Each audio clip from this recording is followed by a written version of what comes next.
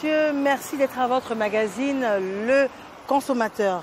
Pour cette nouvelle saison, nous sommes extrêmement terrain.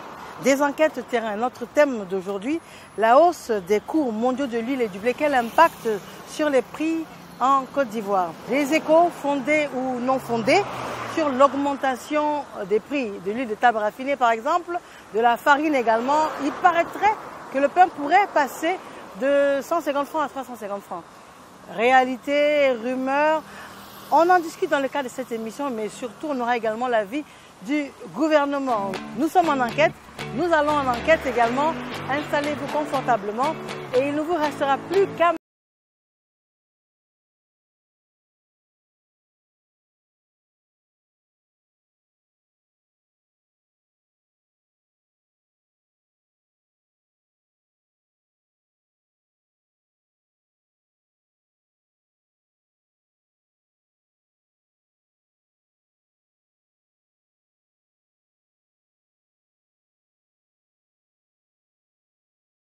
à l'entreprise Sarcy. Nous sommes venus à la rencontre du directeur général adjoint, M. Aka Maximilien. Et bien sûr, nous venons parler avec lui d'huile de palme, d'huile de table raffinée également qui aurait subi une augmentation. Sachez également que nous irons au Grand Moulin d'Abidjan parler de farine. Sachez également que nous aurons rendez-vous avec M. Kwazan, directeur général du commerce intérieur, qui nous dira l'avis, le point de vue du gouvernement. M. Aka, bonjour et merci de nous recevoir. Bienvenue, c'est un plaisir. Merci à vous. Alors, nous sommes venus à votre rencontre à Sarcy. Nous venons parler avec vous d'huile de palme, donc huile raffinée donc pour le consommateur final que nous sommes. Nous avons constaté que l'huile avait subi une augmentation. Donc, nous sommes venus à l'information. D'accord. En tout cas, je vous remercie d'être venus. Soyez les bienvenus. Ici, nous sommes la Société africaine de raffinage en Côte d'Ivoire. Voilà, nous sommes spécialisés dans le raffinage d'huile de palme brute en huile de table raffinée, qui est notre produit phare que tout le monde connaît, qui s'appelle l'huile Aya. Voilà. Donc, on est très heureux de vous recevoir et on est disposé à vous faire visiter et connaître notre entreprise. Ah oui, avec grand plaisir, parce que la nouvelle version de l'émission Le Consommateur, c'est une émission extrêmement terrain. Et nous avons pour ambition d'aller au cœur de l'information pour le plaisir de monsieur et de madame tout le monde en tant que consommateur. Donc, monsieur Aka, on vous suit. On aimerait savoir l'huile de palme et puis l'huile donc raffinée jusqu'à notre table. Le processus, qu'est-ce que c'est et puis pourquoi cette augmentation et puis qu'est-ce qui s'est passé? Quelles sont les grandes résolutions qui ont été prises? D'accord. On est très...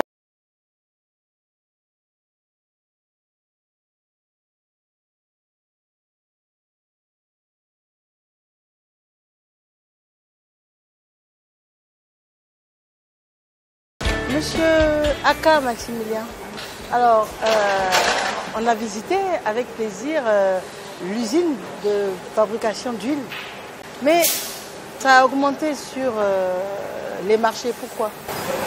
En fait, il faut savoir que déjà le prix de l'huile de palme brute est fixé selon les cours internationaux. Oui. Voilà.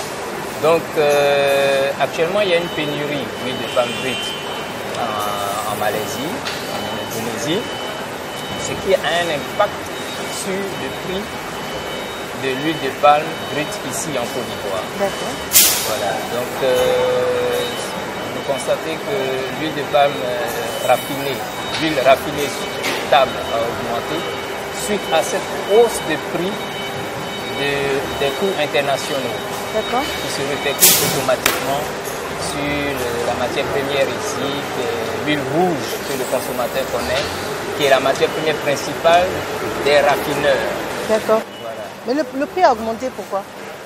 D'un point de vue international déjà. Voilà, parce qu'il y a moins d'offres et il y a beaucoup de demandes. Vous savez, l'Argentine avait pris une résolution interdisant l'exportation du soja. D'accord. Donc cette interdiction d'exporter le soja a emmené les autres à se rabattre sur l'huile de palme. D'accord. D'où une forte demande pour une offre qui est à la baisse.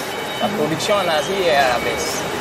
Voilà, donc ce qui a entraîner automatiquement une hausse au niveau des cours internationaux.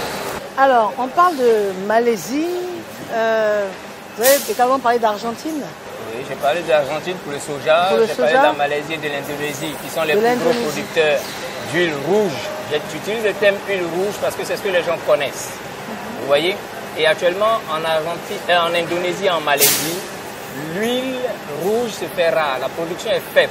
La production étant faible et eux étant les plus gros producteurs dans le monde, quand la production est faible et que la demande est très forte, le prix monte. C'est la loi de l'offre et de la demande. De l'offre et de la demande. D'accord. Donc le prix monte. Le prix grimpant à l'international. Et comme nous, ici, le prix du régime au planteur et le prix de l'huile rouge au niveau des huileries est fixé en fonction du prix à l'international, automatiquement, le prix ici monte. D'accord. Vous voyez? Donc c'est ce qui justifierait les cours mondiaux qui ont changé. Voilà, le prix de l'huile de table raffinée chez le consommateur qui a changé.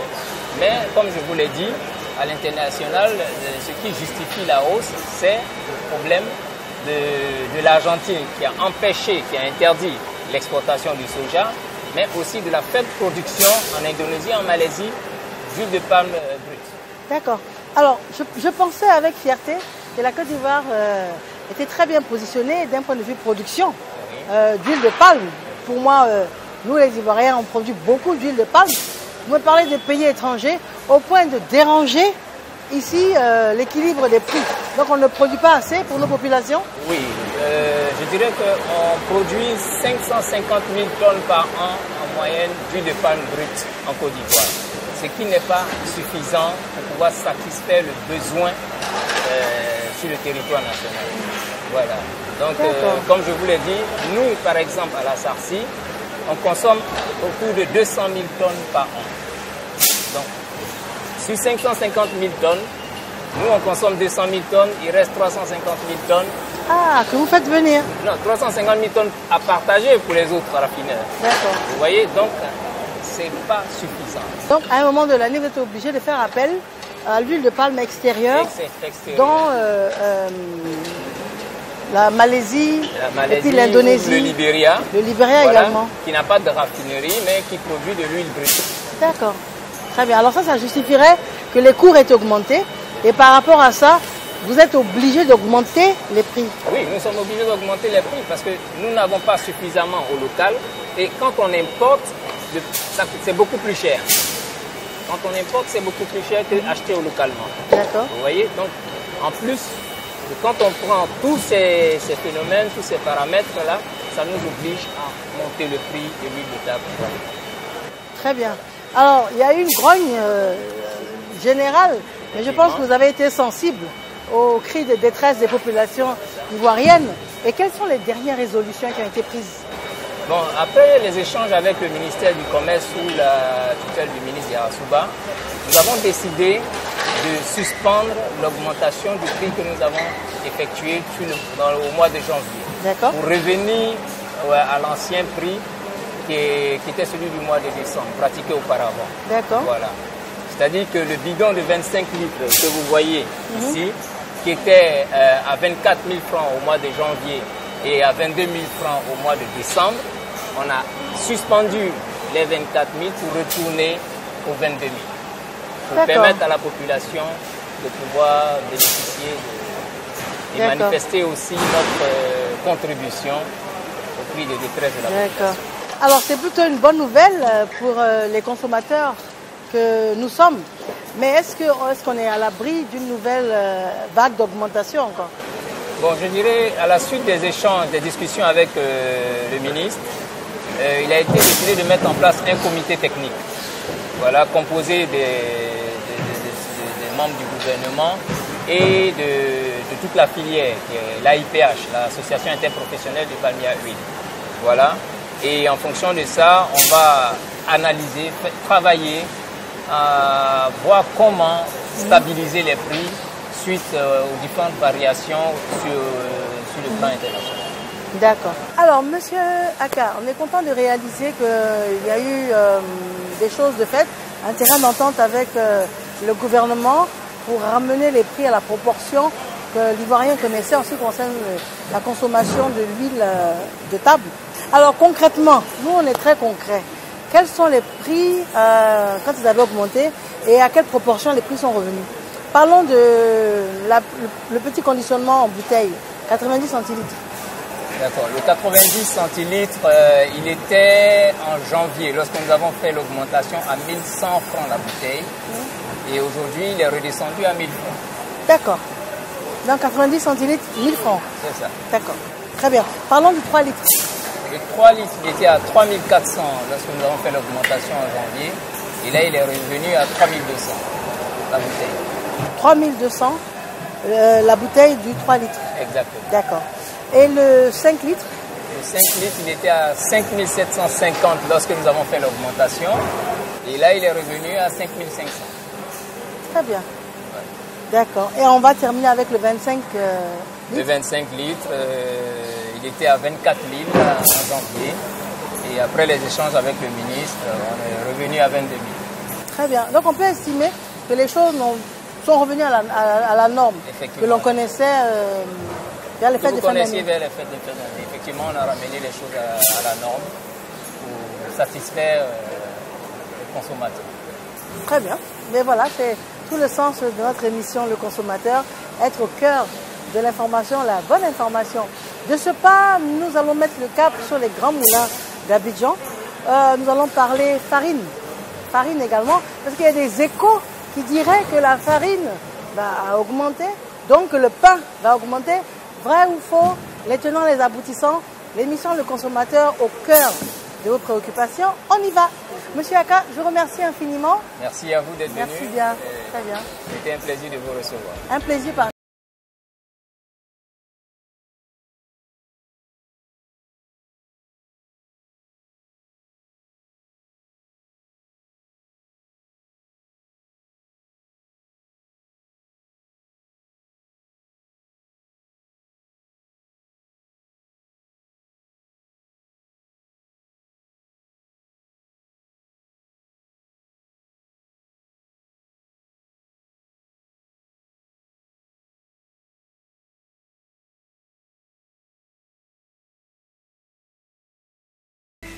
Et nous venons à la rencontre de Madame Sampa Pamela.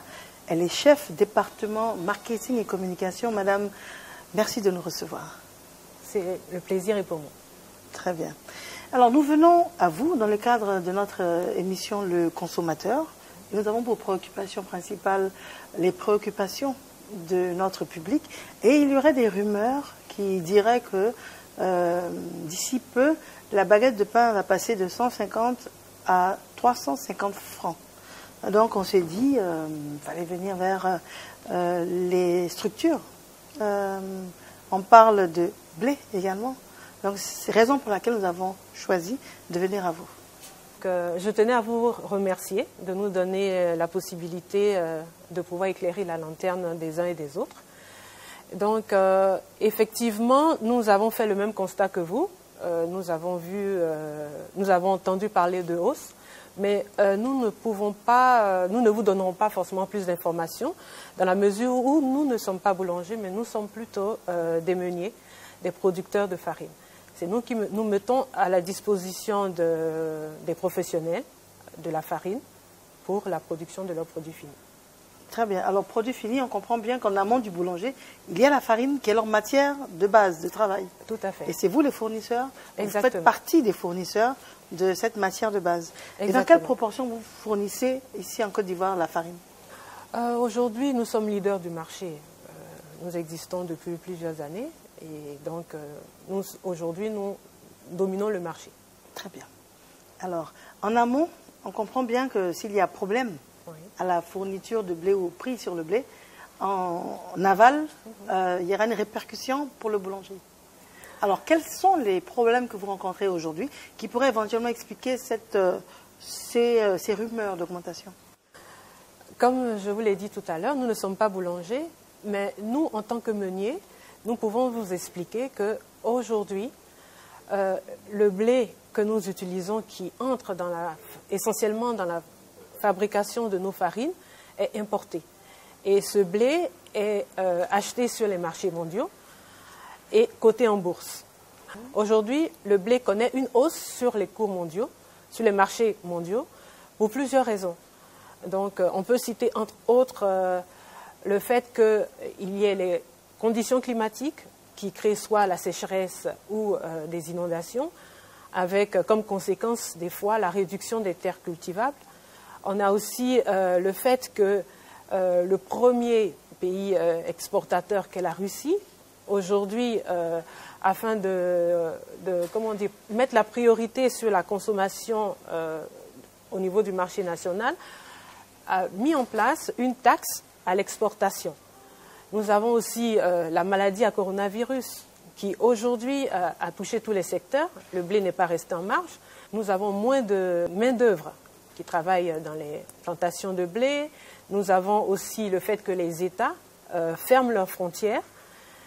Donc, du coup, ça impacte les exportations. Il y a aussi le fait qu'aujourd'hui, la demande est de plus en plus importante. Des pays comme la Chine, aujourd'hui, s'intéressent au blé. Donc, tous ces éléments mis ensemble expliquent la hausse des coûts du blé. D'accord, donc on comprend bien que la Côte d'Ivoire n'est pas un pays producteur de blé. Tout à fait. Ça, on l'a bien compris. Et cela veut dire également que dès l'instant où il y avait des rumeurs, et les rumeurs auraient tendance à s'amenuiser, sinon à s'éteindre, ça veut dire qu'une solution a été trouvée. Qu'est-ce qui va se passer? Vous avez eu des rencontres avec le gouvernement? Oui, tout à fait. Nous avons eu et nous continuons encore les rencontres pour pouvoir trouver une solution à cette situation. D'accord.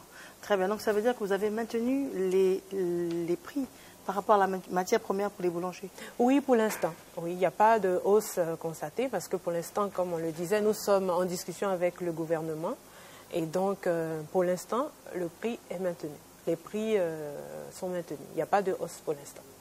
Sachant que nous devons supporter déjà la hausse du blé sur les marchés internationaux. Très bien.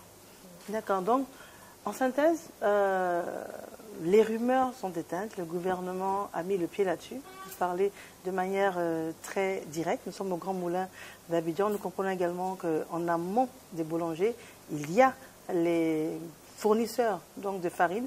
La matière première n'est pas faite ici en Côte d'Ivoire, elle vient de l'extérieur. Les cours mondiaux ont changé. Et grâce au gouvernement, aujourd'hui, la situation reste en l'état. La situation reste en l'état. En l'état, oui. D'accord, très bien. Nous avons la réponse à nos préoccupations. Rassurez-vous, le gouvernement travaille pour vous. La baguette de pain ne sera pas à 350, elle est maintenue à 150 pour l'instant. Madame Sampa, en tout cas, merci d'avoir répondu à nos préoccupations. Je vous en prie. Merci bien. Nous, de ce pas, nous allons à la Direction générale du commerce intérieur. Nous avons les acteurs du secteur. Nous avons parlé d'huile de table raffinée. Nous avons parlé de farine également pour répondre aux différentes préoccupations du public. Et là, maintenant, nous allons prendre l'avis du gouvernement en tant que tel. À tout à l'heure.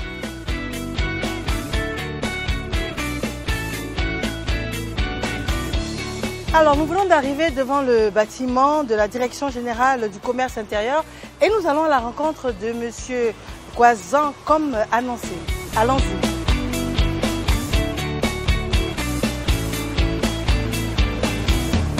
Alors, je vous l'avais annoncé, nous devions rencontrer le directeur général, M. Kwazan, du commerce intérieur de Côte d'Ivoire. En tout cas, vraiment, merci encore de nous recevoir, M. le directeur. C'est moi qui vous remercie. Très bien. Alors, dans le cadre de l'émission Le Consommateur, notre thème qui, bien évidemment, colle à l'actualité, c'est cette hausse qui a été constatée en ce qui concerne les produits d'huile raffinée de table et puis les rumeurs en ce qui concernait le pain. Donc, nous sommes allés voir les différents acteurs du secteur et ils nous ont tous ramenés au gouvernement en disant que les choses ont été...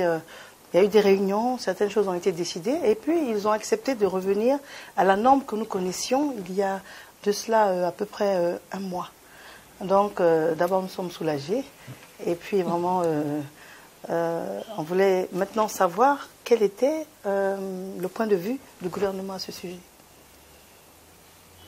Bon, ce que nous notons, C'est vraiment la satisfaction d'avoir, avec l'ensemble des acteurs des filières huile et blé, nous avons pu, je dirais, convenir de suspendre les augmentations qui avaient été soit mises en œuvre depuis le 1er janvier 2021, soit annoncées pour le 15 janvier 2021.